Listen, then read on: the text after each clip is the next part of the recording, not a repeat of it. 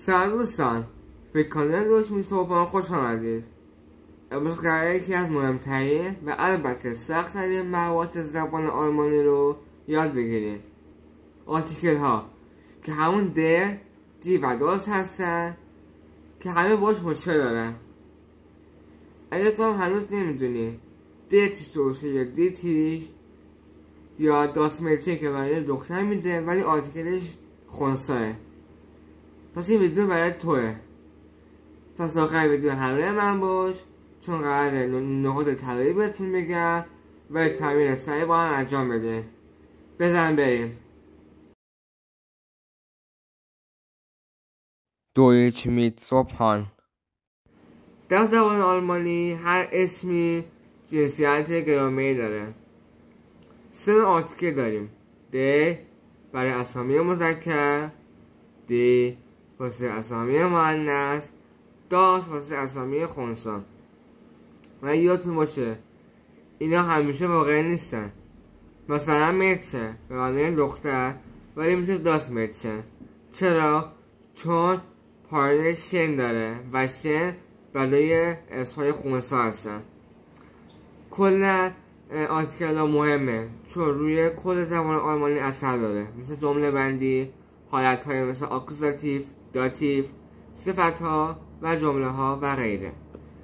پس اگه آرتیکل ها درست یاد بگیری نصف مسیر زبان آلمانی رو رفتی. سرعوش فوق‌العاده برای یادگیری آرتیکل ها: 1. هیچ وقت اسم‌ها رو به تنهایی حفظ نکنید. همیشه اسم‌ها رو با آرتیکلشون حفظ کنید. مثلا بگو در تیش، دی لامپه، داس آوتو. روش دوم، اسم‌ها رو دسته‌بندی کنید.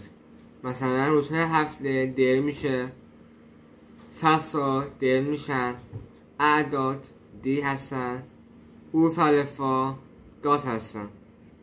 روش سوم، شناخت پسوندها یا پایانها. این روش شاهکاره چون با یاد گرفتن چند تا الگو میتونی آرتیکل ها رو، خیلی از کلمه ها رو بدون حفظ کردن تشخیص بدی. یه روشی هست که معمولا با این کار راحت میشه یاد گرفت آرتیکل ها و اسم ها رو، که برای هر آرتیکلی یه رنگ انتخاب میکنیم. د میشه آبی، دی میشه قرمز و داس میشه سبز. اگر آخر کلماتی این پسوندها بیاد آرتیکلشون دی هستش.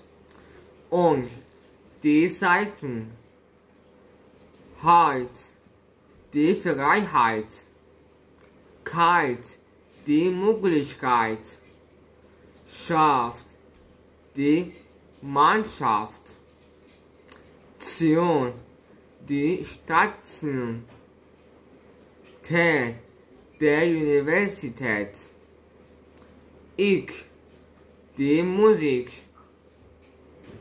Ohr die Natur, die Familie. اگر آخر کلماتی این پسوندها بیاد آرتیکلشون در هستش. Der Lehrer, ich, der König, Link, der Schmetterling, Smus, der Tourismus, ich, der Teppich. و البته هفته، ماه، فصل و جهت ها هم آرتیکلشون در هستن. و اگر آخر کلمات این پسوندها بیاد آرتیکلشون داس هستن.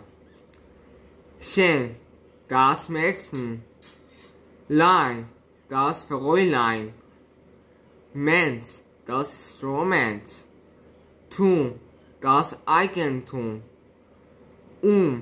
داس سرتقوم. و بعضی از مجموعه گروه ها معمولا آرتیکلشون داسه، مثل داس اوبست، داس گموزه. آلمانی همیشه استثنا داره. چند استثنا مهم در زبان آلمانی: جنسیت واقعی مهم نیست، مثل داس مرچه، داس کیند، داس بیبی، همشون خنثی هستن. کلمات قرضی یعنی کلماتی که زبانهای دیگر زبان آلمانی آمدن، مثل در نامه، داس آوتو، دی پیزا و بعضی کلماتی که با تغییر آرتیکل آنها کل‌عملشون عوض میشه.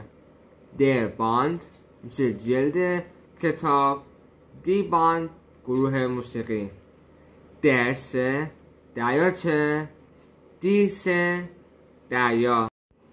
حالا وقتشه تمرین کنید. من کلمات رو بهتون میگم و شما با آرتیکل جواب بدید. آوتو، das Auto, Freiheit, die Freiheit,